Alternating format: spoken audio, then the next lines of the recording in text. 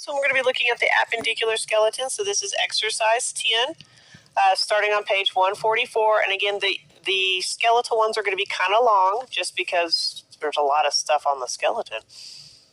So figure 10.1, it just shows you how stuff fits together. It's not anything that's important for anything, so you can ignore 10.1. So this guy is the clavicle. So this is 10.2, picture A and B. So I'm only showing you obviously one shot of it. So this is the acromial end. The acromial end attaches to the scapula. This one looks kind of like a paddle. This is the sternal end. The sternal end attaches to the sternum, specifically the manubrium of the sternum, and it has that flat end. And that's all we care about of the clavicle. You can cross out coronoid tubercle. With the scapula, again, figure C, D, and E, you can kind of ignore E. It just kind of shows you front and back at the same time. So here we have picture C, and this would be picture D. So with picture C, this is the glenoid cavity. So that's the cup that holds the humerus, the head of the humerus. This is the coracoid process. So you'll notice that coracoid and coracoid all sound similar. One means raven's beak and one means bird's beak. So this is why traditionally in lab I don't count off for spelling because they're spelled really similarly. So it just kind of looks like a bird if you squint. So that's your coracoid process. Here is the acromion, so it would hook up over here with the clavicle. Here we're going to have the superior angle, the inferior angle, and again the lateral angle is going to be a part of the glenoid cavity. We have the medial border. This is the part that would be by your vertebrae. We have the lateral border and the superior border, and this is the body of the scapula.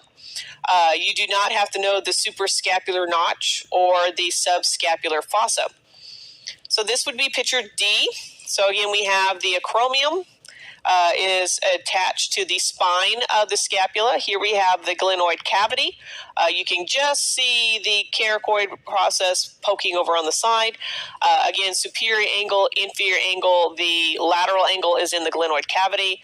Lateral edge, medial edge, superior edge, body of the vertebrae. I will not ask you the suprascapular notch or the supraspinous fossa or the infraspinous fossa. So you can ignore those two terms. And again, picture E is just rotating the scapula a little bit. This is a picture of the humerus. I know it's sideways, but it's the only way I can make the bone big enough to see stuff. So figure 10.3. Picture D and picture C are extreme close-ups showing you how the humerus fits with the ulna and the radius. It's just showing you the same structures, just how they're hooking up. Now, something to keep in mind, a lot of times the structures that connect or articulate will share the same name. So you'll notice on picture C, the trochlea of the humerus actually will fit into the trochlear notch of the ulna. The coronoid process of the ulna actually fits into the coronoid fossa of the humerus. The head of the radius fits into the radial fossa of the humerus. The capitulum, and cap meaning head, like decapitation, the capitulum of the humerus fits with the head of the radius. So again, this is something we're going to see across the body where articulating parts of two separate bones match names because that's where they come together. So looking at the picture, this is the back of the humerus, so this would be picture B, and this is the front of the humerus, this would be picture A. Now it is going to look different than your picture a little bit because one is a left and one is a right, where in your book they're both the right. So it just happens that way. So here we have the picture A. We have the head of the humerus. You're going to have the anatomical neck and the surgical neck. So the surgical neck usually that's where the break often happens if you have a break. Okay. So surgical neck is often just because of breaks and fixing happens there. Anatomical neck is where the epiphysis and the diaphysis actually hook up. You can see the epiphyseal plate associated with the anatomical neck. We have the greater tubercle is the big bump. The lesser tubercle is the little bump.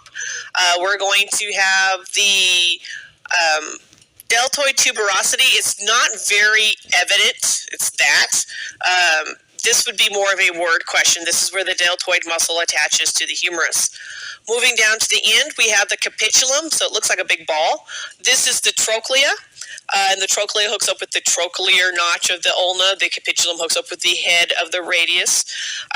We're going to have the lateral epicondyle and the medial epicondyle. And again, all those structures, the medial and the lateral epicondyle, you can feel those when you feel around your elbow joint. Those are the big pokey out parts. The medial is the big one on the side, on the inside. The lateral one is right by the dent there. Here we have the coronoid fossa, where the coronoid process hooks up with. Looking on this humerus, we again have the head, we have the anatomical neck, the surgical neck. You can see the greater tubercle still. We have the medial condyle here and the trochlea. You still see that from this side as well. And then we have the lateral epicondyle, so medial epicondyle, lateral epicondyle. This dent is the olecranon fossa. That is where the olecranon process sits. This actually is the nook that the elbow, the olecranon process, is going to fit into. Looking at that picture, towards the top of picture A, you do not have to know the intertubercular sulcus. You do not have to know the lateral supracondylar ridge. You do not have to know the radial fossa. And on picture B, you do not have to know the radial groove or the medial supracondylar ridge.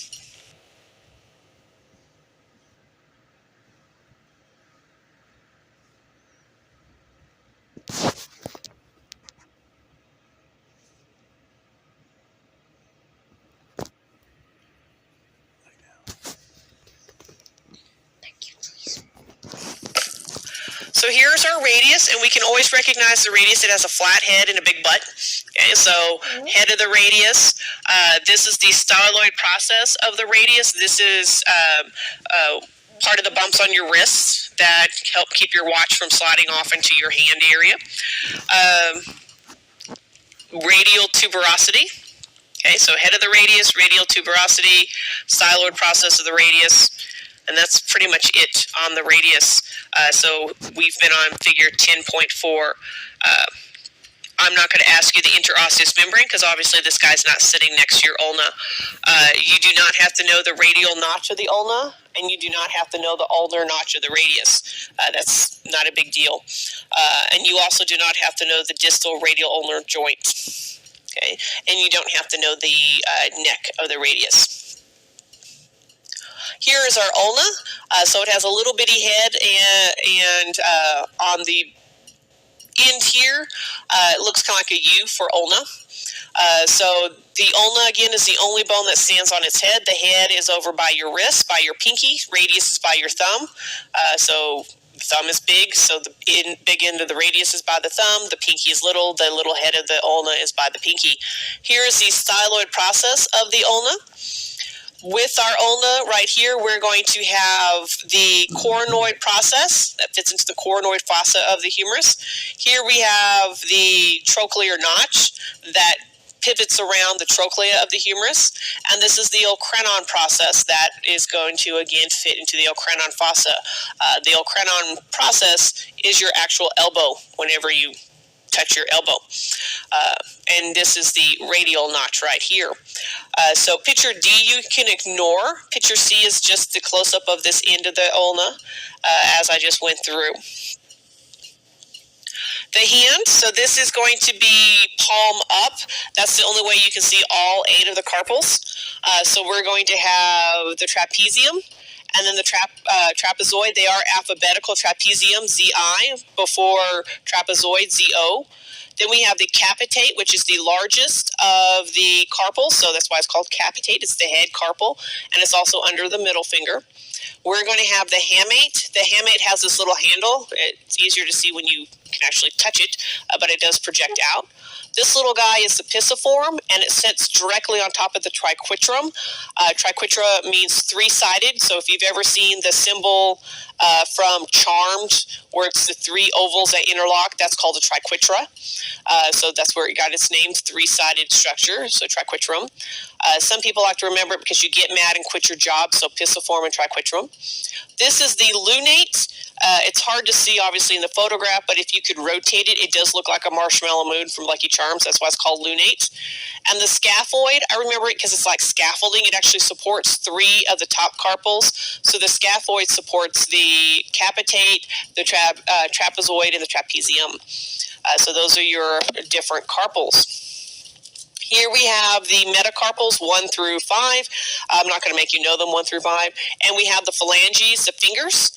Phalanges is plural. Phalanx with A-N-X is single. So we have the thumb, also known as the pollex. It has the proximal phalanx and the distal phalanx. The other 4 fingers are going to have the proximal phalanx, the middle phalanx, and the distal phalanx. And the term phalanx, again, comes from Greek, specifically Trojan Greek language. It means a column or a finger. So if you've watched the movie 300, he describes how they fight in a phalanx. That's what allowed Greece and then eventually Rome to take over armies that were way bigger because they had this very organized way of fighting using that phalanx. And when you would watch them take the field, they looked like fingers stretching over the field. So that's how that military movement got its name, from the phalanges, from the fingers.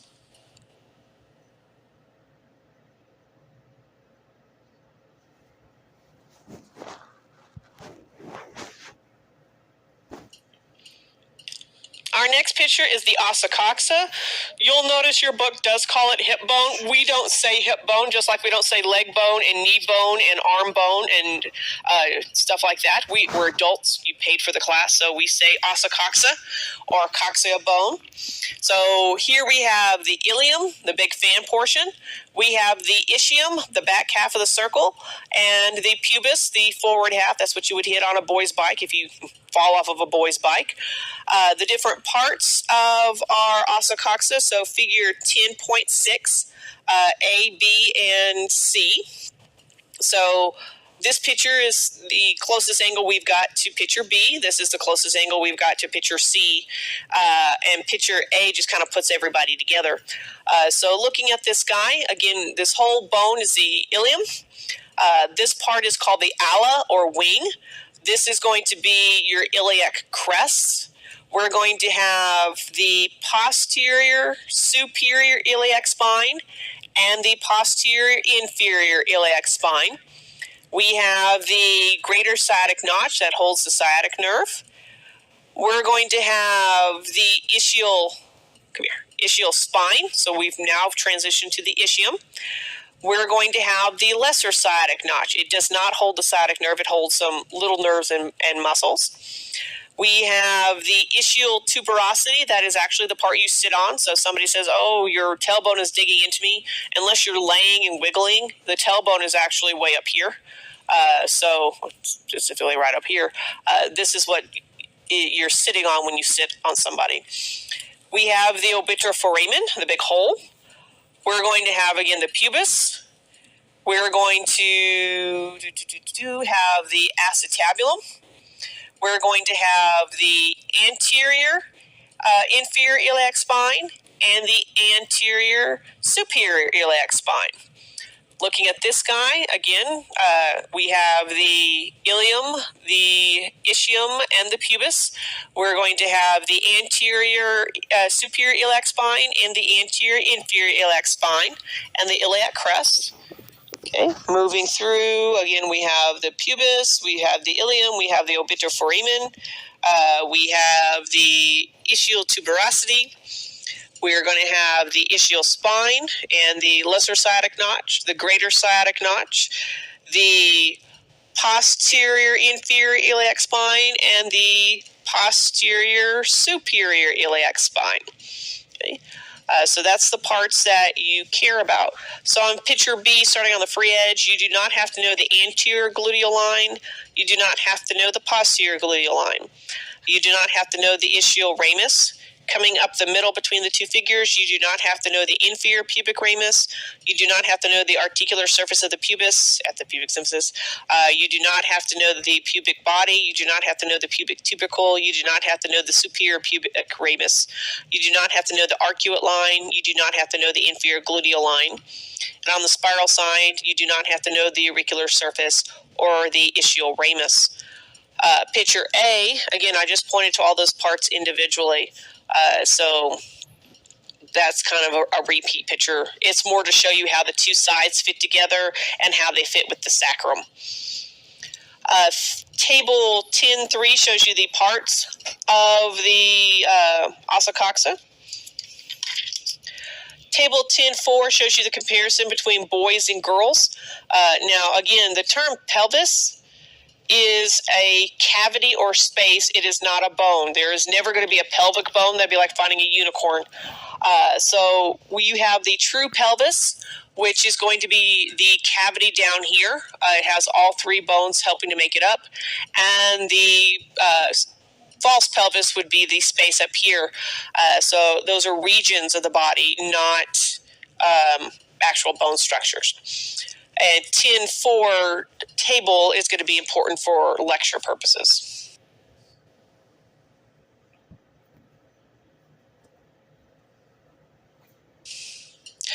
Here's the patella. So picture A, all we care about is the patella. We don't need to know the parts of the patella. And here's the femur. So again, we have the head of the femur.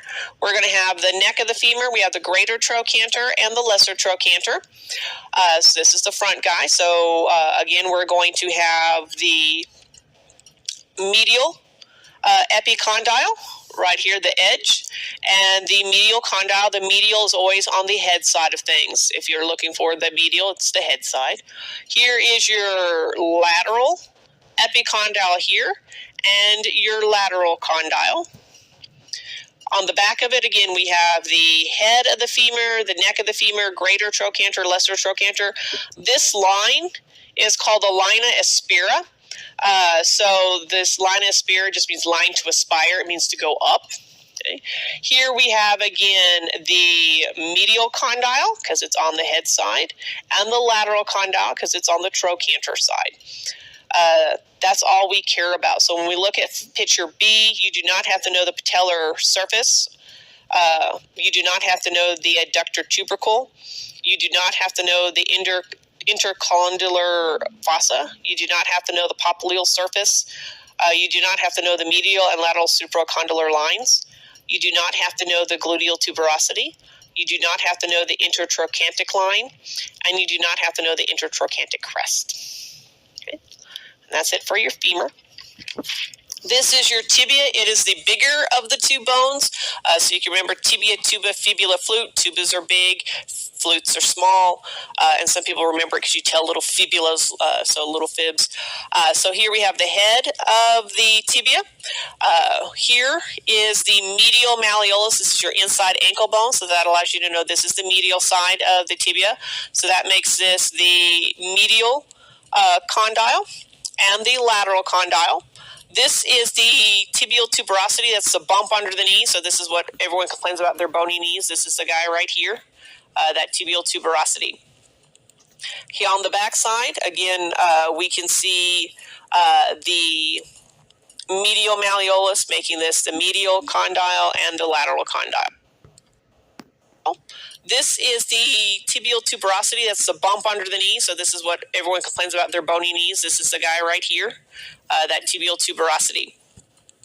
Here on the back side, again, we can see the medial malleolus, making this the medial condyle and the lateral condyle.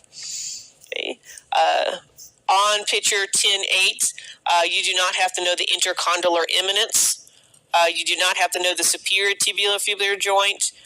You do not have to know the inferior tibial-fibular joint. You do not have to know the inferior articular surface. You do not have to know the anterior border. You do not have to know the interosseous membrane. You do not have to know the articular surface of the medial condyle or the articular surface of the lateral condyle.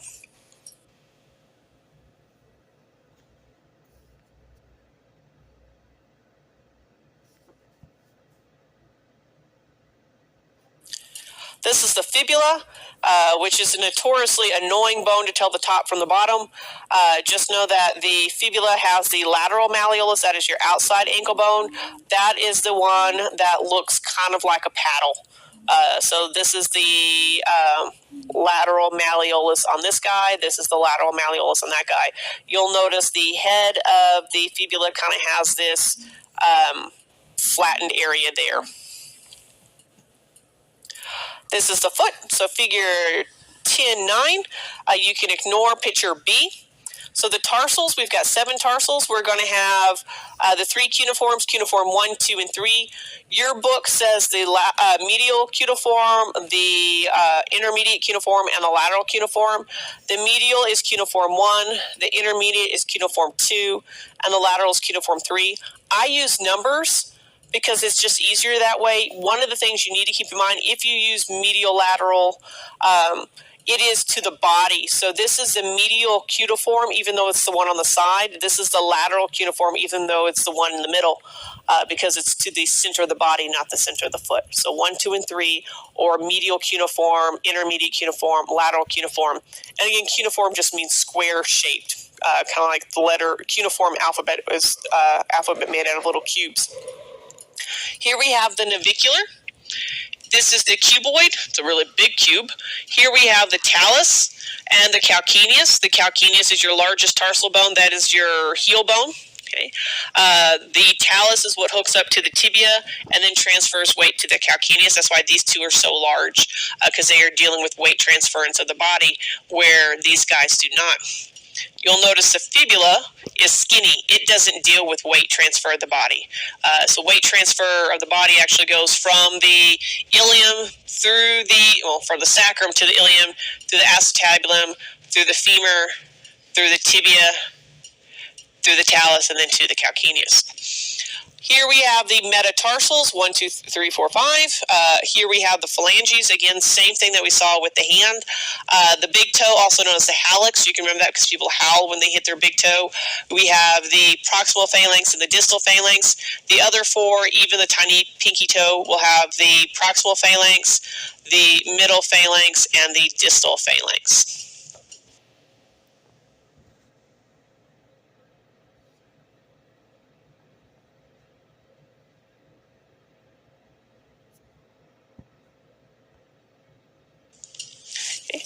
Stuff I would have written on the board.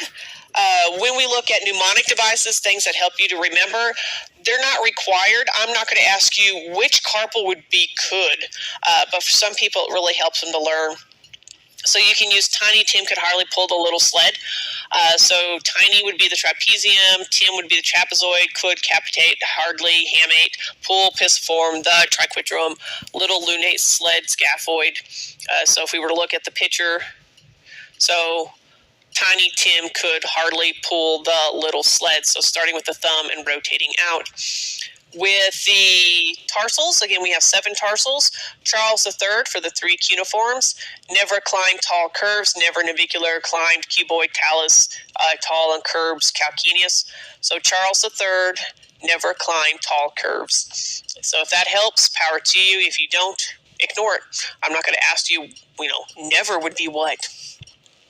Other things, again, I've mentioned as we went through, the ulna is the only bone to stand on its head. All of your other long bones, the head is proximal or closer to the body. The ossa coxa, we do not use the word hip bone, just like we don't use rib or thigh bone or knee bone or anything like that. We're adults. We're going to use adult words.